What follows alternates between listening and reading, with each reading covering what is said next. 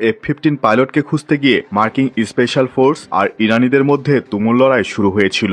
ভূপাতিত হওয়া F-15 যুদ্ধবিমানের weapon system অফিসারকে ইরানের গভীর হতে সফলভাবে উদ্ধার করা সম্ভব হয়েছে। জানা গিয়েছে যে যুদ্ধবিমান বিধ্বস্ত হওয়ার পরে আলোচ্য বৈমানিক বিমানের ধ্বংসাবশেষ হতে সরে যায় এবং একটি পাহাড়ি শৈলশিরার ওপর দিয়ে চলতে থাকেন। এ সময় একটি ইমার্জেন্সি বিকন চালু করার পর ইউনাইটেড স্টেট এয়ারফোর্স তাকে খুঁজে পেতে সমর্থ হয়। ভূপাতিত হওয়া F-15 এর দ্বিতীয় পাইলটকে উদ্ধারের পূর্বে ওর ওপরের আকাশে মার্কিন MQ-9 ড্রোন উড্ডয়ন করছিল। পাইলট যখন 7000 ফুট উঁচু একটি পার্বত্য শৈলশিলার ওপর দিয়ে ইরানিদের হাতে পড়া হতে বাঁচার চেষ্টা করছিল, তখন বিমান বাহিনী তার চতুর্দিকে 3000 মিটারের মাঝে কোনো মানুষকে আসতে না দেওয়ার সিদ্ধান্ত নেয়। ফলে তার চতুর্দিকে 3000 মিটারের কাছাকাছি থাকা বা আসতে চেষ্টা করা যে কোনো মানুষকে এ সময় হত্যা করা হয়। গতকালকে A-10 উঠছিল, তখনই বোঝা গিয়েছে পাইলটের কাছে তারা কাউকে আসতে দেবে না এবং পাইলটদের প্রিসাইজ লোকেশন জানত। পাইলটের সুনির্দিষ্ট অবস্থান নিশ্চিত করার পেছনে সেন্ট্রাল ইন্টেলিজেন্স এজেন্সির অবদানের কথা শোনা যায়। এক্ষেত্রে অবদানটি গ্রাউন্ডে থাকা কোনো টিমের কিনা তা অনিশ্চিত। অবশেষে আজ বৈমানিকের সুনির্দিষ্ট অবস্থান উদ্ধারকারী বাহিনী অনুমান করতে সমর্থ হওয়ার পর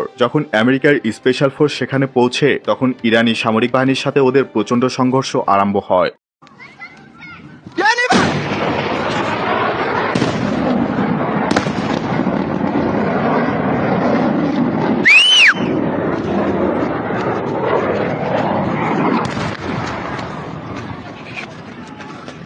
या खुदा या खुदा।